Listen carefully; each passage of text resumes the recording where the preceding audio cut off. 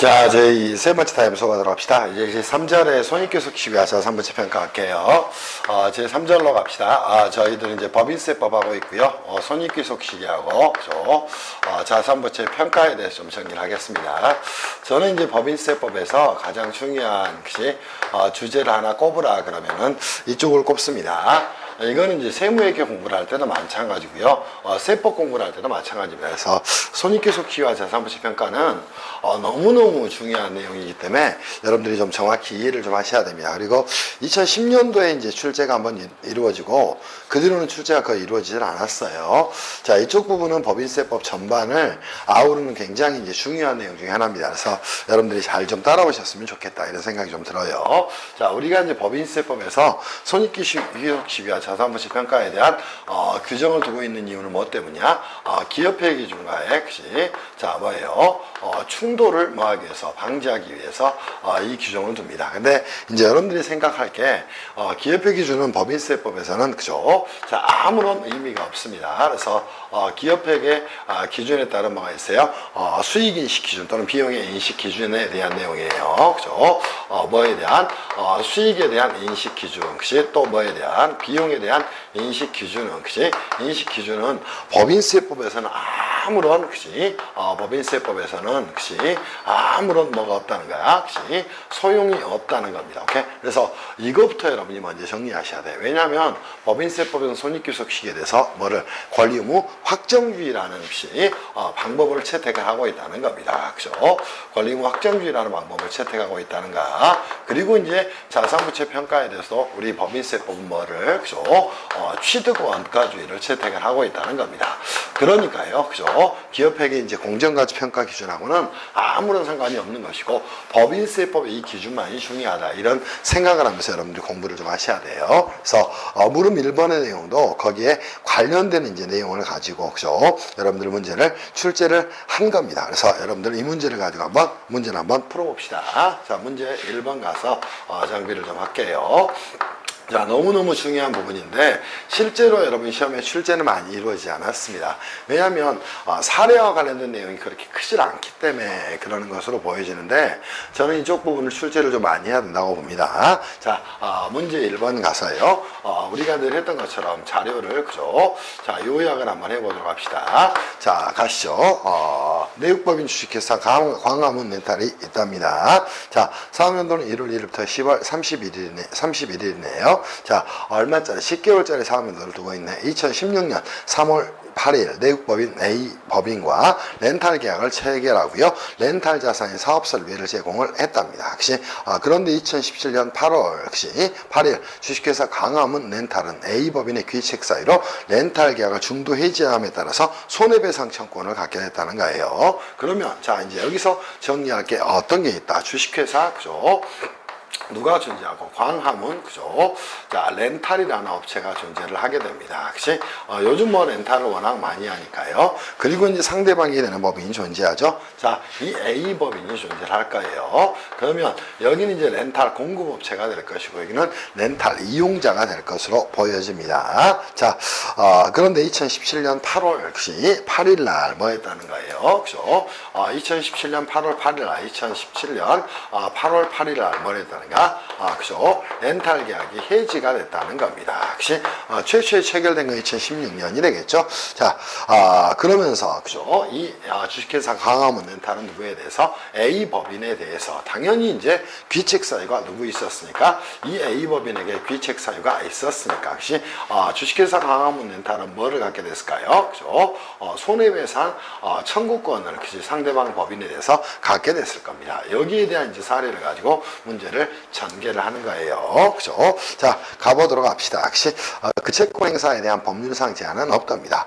렌탈 계약의 중도 해지 이후 2019년 7월 7일까지 주식회사 강화문 렌탈에 대해서 손해배상 채권의 이행이 이루어지질 않고 있다는 겁니다. 자, 이제는 이제 여러분들이 손익계속 시기에 대한 내용을 가지고 정리를 하면 되겠죠. 주식회사 강화문 렌탈은 2017년, 2018년 사업연도의 장부상 수익으로 인식하지 않았답니다. 오케이? 당초 렌탈 계약에 따르면 당사자 일방의 귀책 식사료 정도 해지 시 타방에 대한 손해배상금은 약정 렌탈료 6개월분에 해당하는 금액으로 하며 해지일로부터 1개월 이내 지급하기로 약정이 되어 있다는 거예요. 그렇죠? 자, 문제가 되는 건 계약이 2017년 8월 8일 날 해지가 됐다는 겁니다. 그러면 언제요? 그렇죠? 그 다음 사업연도인 얼마네? 그렇죠? 해지에 대한 이제 조건을 한번 여러분이 체크하시면 될 겁니다. 그러면 이 계약상 그시 보세요. 그렇죠? 렌탈료에 대해서 해지 조건은 어떻게 된다? 6개월분에 그렇죠?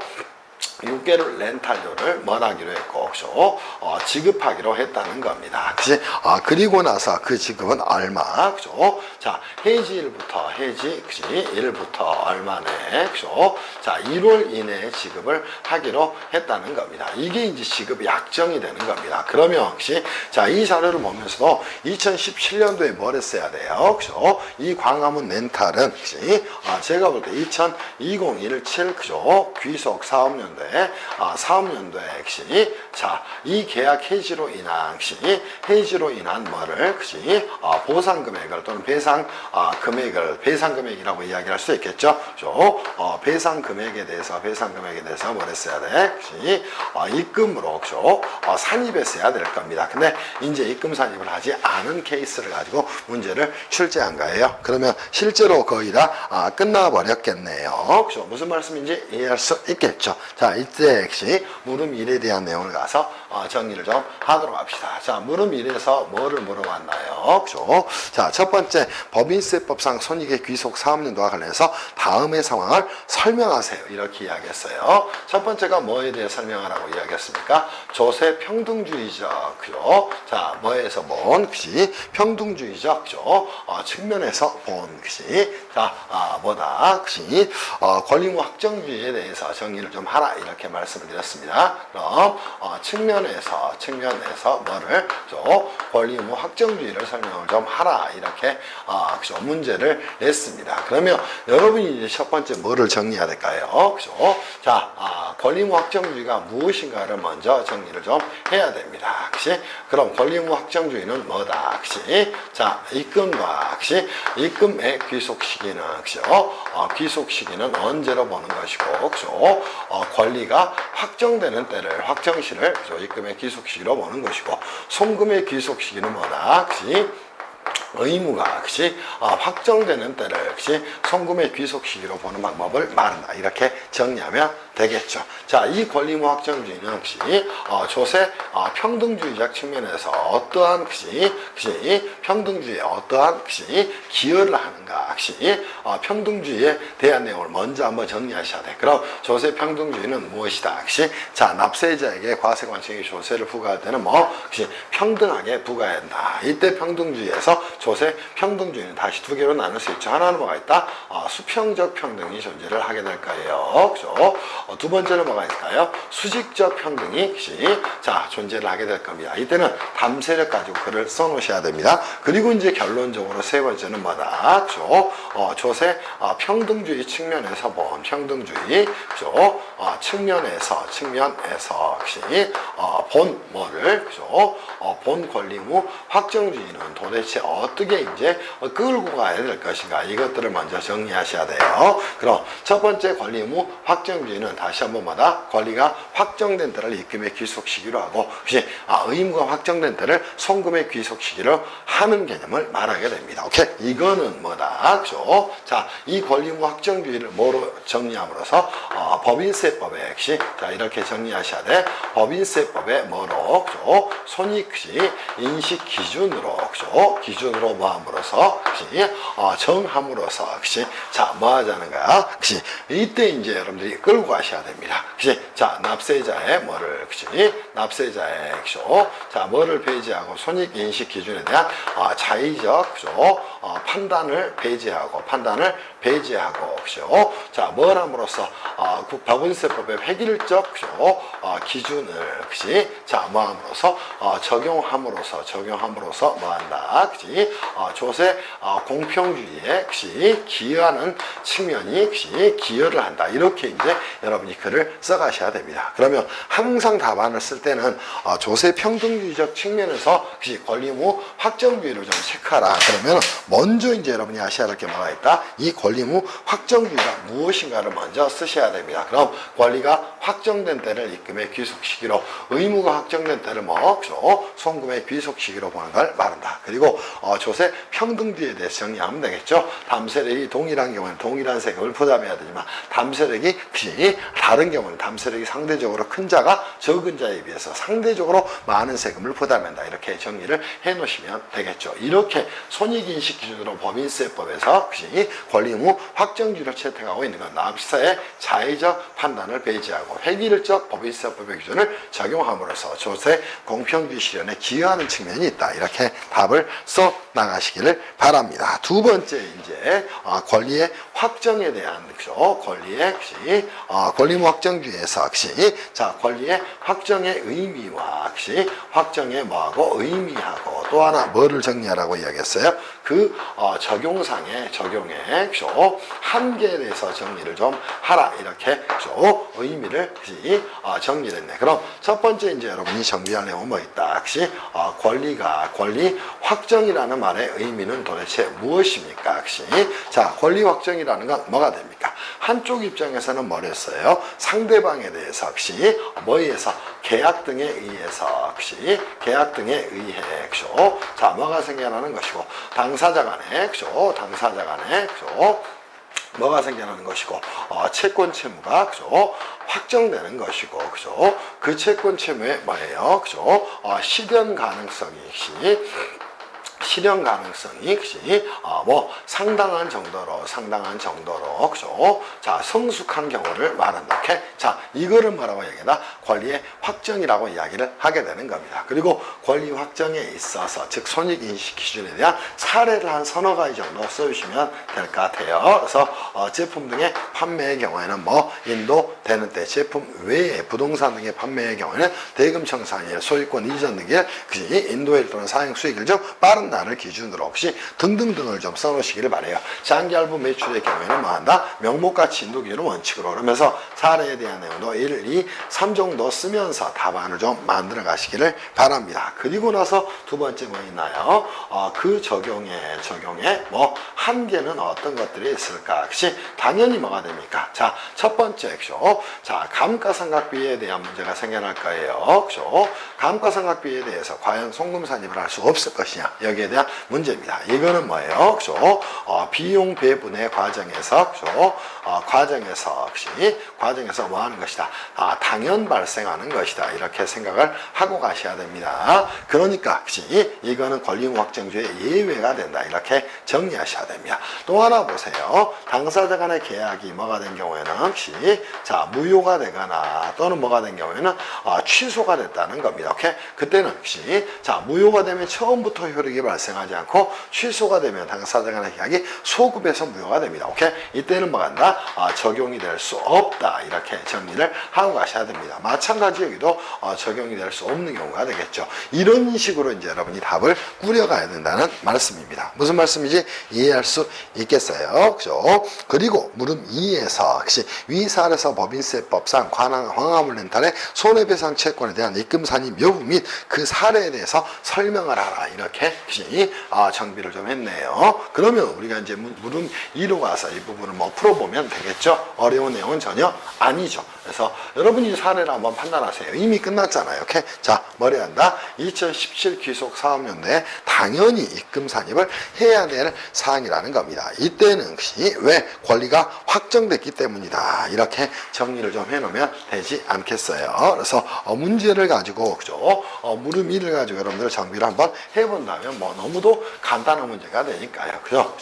자, 물음 2로 가서 이 부분을 한번 정비를 좀 해보도록 합시다. 물음 2에서도 물어본 건 뭐나요?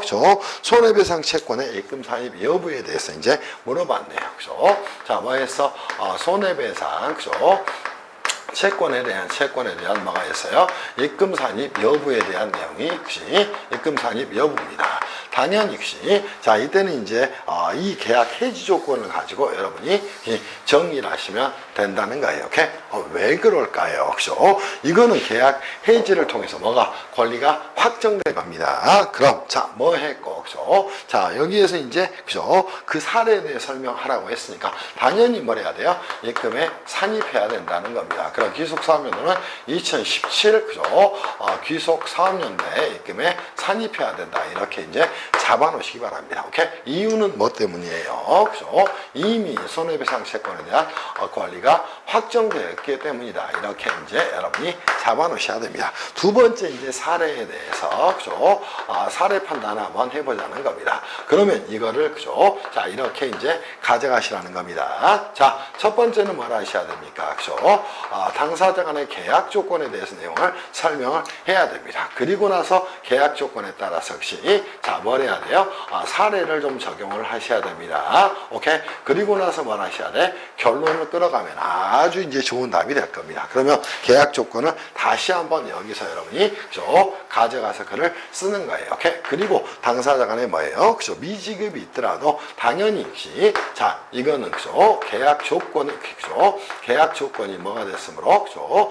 충족이 됐으므로 당연히 법인세법상 권리는 확정된 것이고 그에 따라서 뭐가 되는 것이다. 그죠? 입금에 산입해야 된다. 이렇게 정리를 해놓기를 바랍니다. 당연히 이제 결론도 이와 유사하게 정리를 좀 해놓으면 될 것 같아요. 그리고 그죠? 이 정도 보시면 될 것 같아. 그리고 이제 물음 3에 대한 내용으로 가서 이제 여러분이 정비를 좀 하셔야 됩니다. 이거는 사례가 다르죠. 2019년 7월 8일 채무자 회생 및 파산에 관한 법률에 따라서 관할법인의 회생인가 결정에 따라서 회수가 불가능한 채권으로 확정됨에도 불구하고 2019 사업연도에 대손금으로 계상하지 않았답니다. 자, 이때도 이제 학생들이 가끔 저한테 질문을 합니다. 자, 보세요. 자, 첫 번째 이제 여기서 여러분이 정리를 해야 될 건 뭐가 됩니까? 혹시 자, 대손 그죠? 대손금으로 그죠? 자, 뭐예요? 혹시 법적으로 그죠? 법적으로 뭐예요? 회수불능에 대한 대손금이라는 게 도대체 뭐가 됩니까? 그럼 대손금의 의의에 대해서 여러분이 간단하게 쓰셔야 됩니다. 그럼 뭐가 돼요?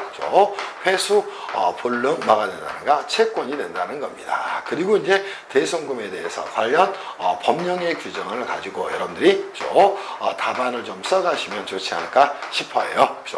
대손금에 대해서는 어떻게 처리한다? 첫 번째 법적으로 채권이 뭐가 된 경우 소멸한 경우에는 소멸한 경우입니다. 두 번째는 뭐예요? 채권의 회수 불가능에 대한 회수 불능에 대한 뭐가 있어야 돼요? 회계적 인식이 있어야 되는 내용이 되는 겁니다. 이 두 개를 이제 정리하시면 되겠죠. 자, 이때는 뭐해서 신고 조정에 의해서 손금 산입할 수 있다는 거예요. 근데 이제 이거는 조금 더 봐야 될 내용은 뭐가 된다? 신고 조정사항은 뭐다? 강제 신고 조정사항이 된다는 겁니다. 자, 그러면 강제 신고 조정사항이라는 건 뭐예요? 해당 대손금이 대손이 확정된 때 뭐 해야 한다는가? 손금에 산입해야 된다는 겁니다. 그럼 대손 확정 시에 뭐 해야 돼? 손금에 산입해야 되는 사항이에요.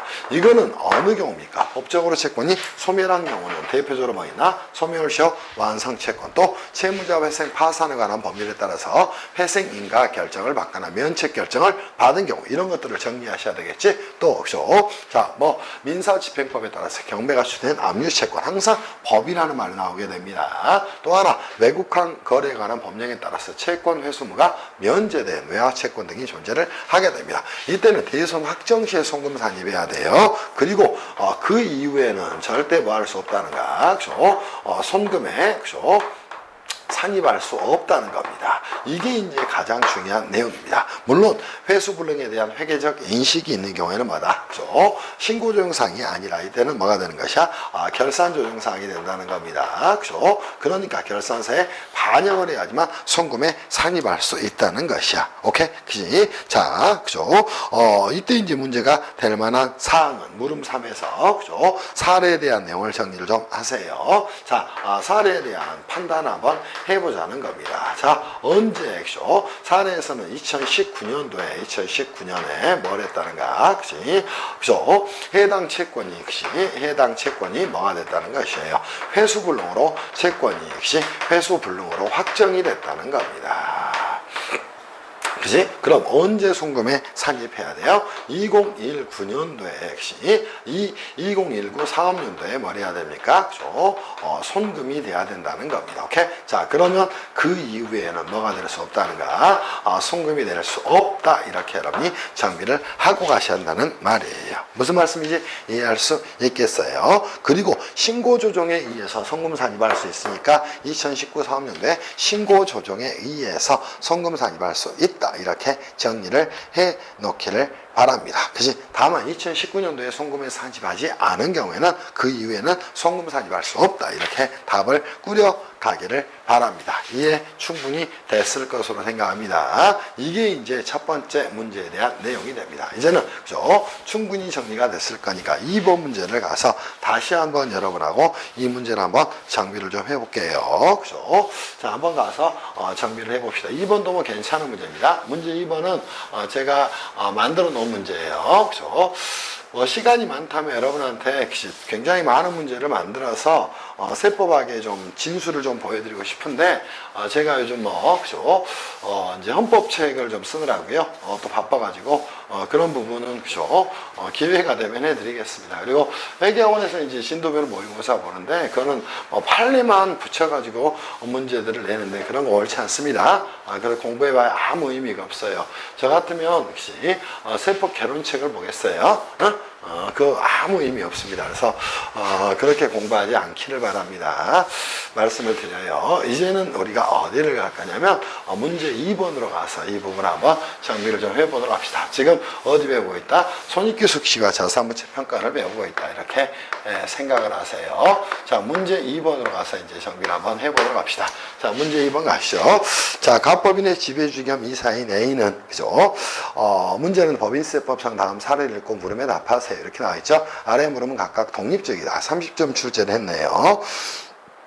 자, 사례를 읽어봅시다. 갑법인의 지배주 겸 이사인 A는 자신의 개인 사업을 해서 금융기관 B로부터 갑법인을 연대 보증인으로 해서 그죠? 10억 원의 대출을 받았답니다. 그지? 자, 그 후 A는 자신의 사업의 결손이 누적되어 2017년 4월 30일에 개인 사업을 폐업했답니다. 금융기관 B는 2017년 11월 30일에 만기가 도래한 A에 대한 10억 원의 대출금을 A에게 상환을 청구했으나 A가 변제를 하지 못했다는 거예요. 갑법인에서 보증채무의 이행을 청구했답니다. 그리고 2018년 12월 20일 갑법인은 10억 원의 보증채무를 상환했답니다. 그리고 갑법인은 A에 대해서 구상채권을 가지게 됐으며 2019년 재무제표를 동금액을 구상채권으로 계상을 했답니다. 동채권에 대한 대손충당금을 설정을 했대요. 그렇죠? 이게 이제 사례에서 첫 번째 지문에 대한 뭐가 됩니까? 자료 요약이 될 거예요. 그러면 여러분들이 이제 생각을 하실게요. 여기서는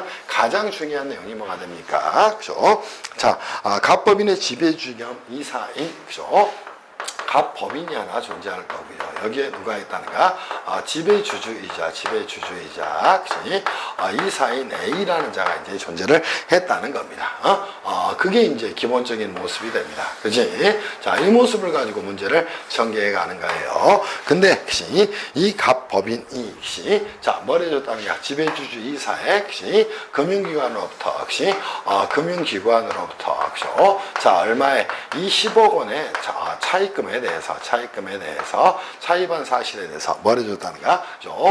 보증 채무자의 시비에 서 있다는 겁니다. 무슨 말씀인지 이해할 수 있겠어요? 그 말은 갑법인이 뭘 해줬다는가? 보증을 해줬다는 겁니다. 그리고 나서 뭐가 됐어요? 이 지배주주가 뭘 하지 못했어요? 이렇게 상환을 하지 못했답니다. 오케이? 자, 그러자 이제 금융기관은 누구에게? 이 갑법인에게, 그죠? 당연히 연대 채무자가 됐으니까요. 그죠? 지급을 청구하고 나서 이렇게 지급이 이루어졌답니다. 그리고 갑법인은 누구에 대해서? 지배주 A에 대해서 이렇게 구상권이라는 채권을 갖게 됐다는 것이에요. 이게 이제 전체적인 이야기가 된다는 겁니다. 구상권은 이제 구상채권이라고도 이야기를 하게 됩니다. 이게 이제 첫 번째 자료에 대한 자료 요약이 될 거예요. 두 번째, 한편 갑법인은 A에 대한 사업자금의 용도로 연대보증 채무를 부담한 금액 외에도 2018년 6월 역시 업무와 관련 시 대여한 금액이 얼마 5억 원이 있었답니다. 그치? 당연히 뭘 했다는 것이야. 그치? 자, 이 갑 법인은 뭐 이 구상채권을 가지고 동시에 이 지배주 A에게 구상권은 얼마예요? 10억에 대한 구상채권을 가졌네. 또 하나 이제 가지고 있는 게 뭐가 있다는 겁니까? 그치? 자, 5억 원에 대해서 그치? 가지금 채권을 가지고 있었다는 겁니다. 혹시 이게 이제 전체적인 여러분들한테 자료로 제시될 내용입니다. 그러면 구상권, 가지금 이게 나왔다는 건 대손금하고 좀 연결을 시켜서 문제를 출제하겠다. 그런 취지의 문제가 되는 거예요. 자, 이제부터 이제 혹시 자, 뭐가 됐대요? 혹시 2019년 1월 혹시 A는 자신의 주식 전부를 채권자에게 양도하고 혹시 이사의 집에서 해임이 됐답니다. 그로부터 3개월 후에 채무자회생 파산에 관한 법률에 따라서 뭐가 돼? 면책이 됐다 합니다. 그러면 이 구상권과 뭐에 대해서 가지금에 대해서 이제 결국 문제는 뭐가 돼요? 혹시 대손금으로 송금 산입할 수 있을 것인가 또는 대손충당금 설정 대상 채권에 포함이 될 것인가 이제 그게 문제가 됩니다. 그래서 구상권하고 이 가지금 문제가 나오면 여러분들은 무조건 뭐하고 연결을 시켜야 돼? 그죠? 자, 얘네들은 그죠? 법인세법상 대손금의 손금산입 부분하고 그죠? 또 하나 뭐 있어요? 대손 충당금에 대한 부분을 그죠? 충당금에 대한 부분을 같이 고려를 하고 가셔야 됩니다. 이게 이제 중요한 내용이 될 거예요. 자, 그러면서 물음 1에서 뭐를 물어봤나 한번 가보도록 하시죠. 충분히 이제 문제를 풀 수 있을 거로 생각합니다. 자, 법인세법은 손익의 귀속 연도를 파악하는 방법으로 권리 의무 확정주의를 역시 손익인식의 기준으로 순자산 증가세를 채택하고 있답니다. 오케이? 자, 권리 의무 확정주의와 순자산의 개념에 대해서 설명을 하라 이렇게 정리를 했네요. 그럼 일본 지문에서는 여러분이 뭐다? 권리 의무 확정주의에 대해서 개념 설명을 하라고 이야기했어. 그럼 개념 설명만 하면 되는데 그거를 또 되지도 않으면서 대법원 판례를 끼워가지고 이야기를 해? 말이 안 되는 것이지. 자, 그럼 권리 의무 확정주의는 이미 개념 정의를 했으니까 한번 해보세요. 자, 권리가 확정된 때를 입금의 귀속 시기로 의무가 확정된 때를 뭘로? 손금의 귀속 시기로 보는 방법을 말한다. 이렇게 정리하면 되겠죠. 두 번째 뭐 있나요? 순자산 증가세에 대해서 여러분한테 설명을 하라고 이야기를 했습니다. 그러면 자, 얘는 손익의 파악 방법이 되는 겁니다. 그러면 자, 보세요. 그죠? 자, 뭐가 되게 되면 순자산이 그죠? 증가하게 되면 혹시 자, 얘를 입금으로 인식하고 그죠? 자, 뭐로 순자산이 하게 되면 감소를 하게 되면 그죠? 손금으로 인식하는 방법을 말한다. 이렇게 정리하면 되겠죠. 이게 뭐가 되는가? 입금과 손금의 손익 인식에 대한 뭐다? 오케이? 기준이 된다. 이렇게 정리를 좀 하면 되겠죠. 무슨 말씀인지 이해할 수 있겠어요? 그래서 권리 의무 확정주의와 순자산 증가세에 대해서 정확히 좀 이해하세요. 이걸 알면 법인세법의 세무회계 문제도 쉽게 풀어낼 수 있는 내용이 되는 겁니다. 자, 물음 2로 가서 추가적인 내용을 한번 정비를 해볼까요? 그럼 물음 2에 가서 혹시 정비해 봅시다.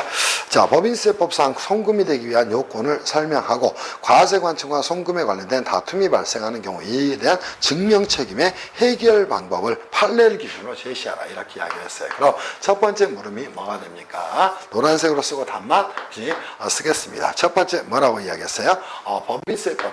법인세법상 손금의 요건에 대해서 설명을 하라 이렇게 이야기를 했습니다. 그럼 자, 멋지게 한번 정리하세요. 손금 법인세법상 순자산 뭐에서 감소 거래에서 혹시 자, 이렇게 마이너스를 치면 되겠죠? 그죠? 자, 뭐가 된다? 그죠? 하얀색으로 쓸까? 그지? 자, 뭐다? 그죠? 순자산 감소 거래에서 자본, 그죠? 출자의 환급 두 번째 잉여금 처분을 손비로 계산한 금액 세 번째 뭐다? 송금 불산입 항목으로 열거한 걸 항목으로 뭐한 걸? 열거한 걸 자, 차감한 것으로서 여기에 이제 두 가지를 더 써야 되겠죠? 자, 두 가지 요건이 추가됩니다. 첫 번째 뭐가 있어야 됩니까? 업무 관련성이 추가돼야 된다는 거예요. 얘네들은 이제 사업 관련성이라고도 이야기를 하게 됩니다. 또 하나의 요건이 어떻게 될까요?